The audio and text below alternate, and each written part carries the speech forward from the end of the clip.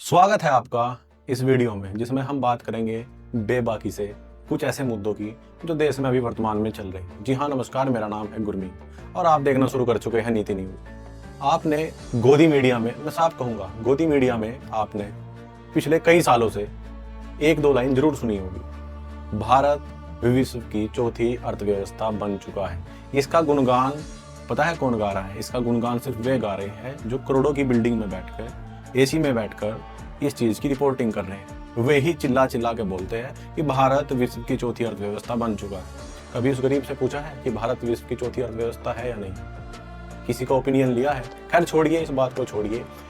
हाल ही में आपको बता दें, विश्व की चौथी अर्थव्यवस्था यानी भारत एक लाइन से घबराया हुआ है, सिर्फ एक लाइन से डरा हुआ है, और वो लाइन आपने हाल ही में सुनी ही होगी, आई लव मोहम्मद।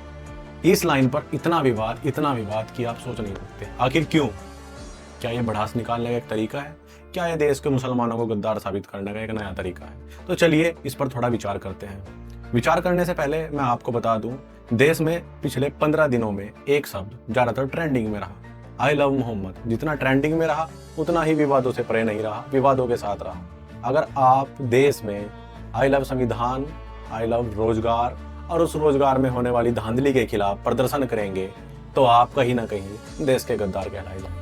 लेकिन अगर आप देश के अंदर आई लव मोदी बोलेंगे तो आप देश के कहीं ना कहीं देशभक्त बोले जाएंगे। और स्पेशली बात की जाए मुसलमानों की, अलग अलग नीतियों के तहत टारगेट किया जाता है। जैसे अभी हाल ही में आई लव मोहम्मद वर्ड ने ऐसा तूल पकड़ा जो देहरादून से लेकर वेस्ट बंगाल, महाराष्ट्र तक सभी जगह आपको कहीं ना कहीं कार्रवाई दिखाई दी। आमतौर पर या खास तौर पर बात की जाए तो जहां भी आई लव मोहम्मद का नाम उठा वहां पर कुछ ही पलों में, कुछ ही क्षणों में आपको बुलडोजर मिला।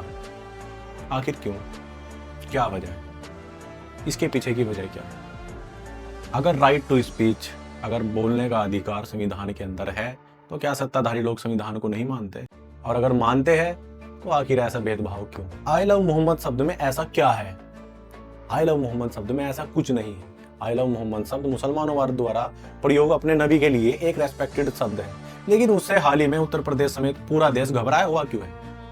बुलडोजर क्यों चल रहे हैं? और कुछ अंधभक्त अभी खुश है। खुश क्यों? क्योंकि मीडिया में दिखाया जा रहा है कि फला जगह आई लव मोहम्मद कहने पर फलाने का मैं नाम ले लेता हूँ, इरफान का, अब्दुल का घर तोड़ दिया गया। और लोग कमेंट में बोल रहे हैं जय श्री राम, योगी आदित्यनाथ जिंदाबाद। उनसे ही बात करना चाहता हूँ जो इस मानसिकता के लोग हैं। आपने कभी ध्यान दिया है कि आई लव मोहम्मद कहने वालों के घर टूट रहे हैं, लेकिन घर आपके भी टूट रहे हैं।